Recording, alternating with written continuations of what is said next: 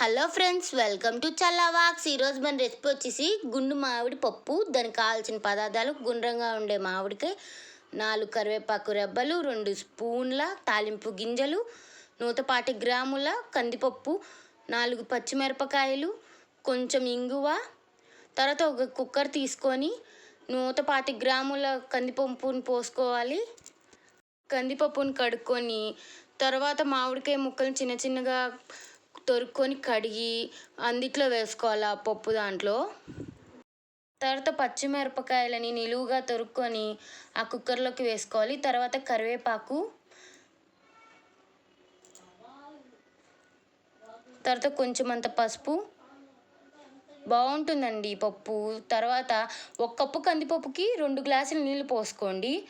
Cooker మూత పెట్టుకొని 3 విజిల్లు వచ్చేదాకా ఉంచండి.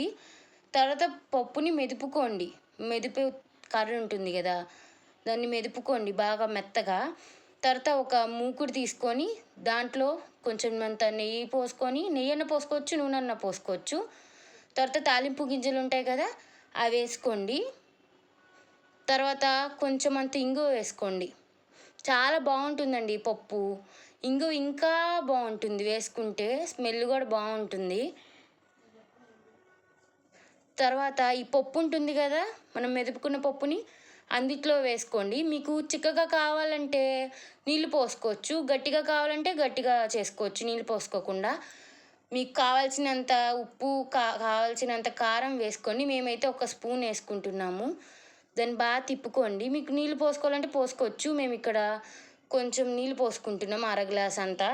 తర్వాత బాగా కలుపుకొని 2 నిమిషాలు ఉడకనియండి, బాగుంటుంది. అప్పుడు మూత పెట్టేసుకొని 2 నిమిషాలు ఉంచుకోండి. ఇంకా పొయ్యి కట్టేయండి 2 నిమిషాల తర్వాత. అయిపోయింది ఫ్రెండ్స్, గుమగుమలాడే గుండు మామిడి పప్పు. Please subscribe. Thanks for watching our video. Like, share and subscribe.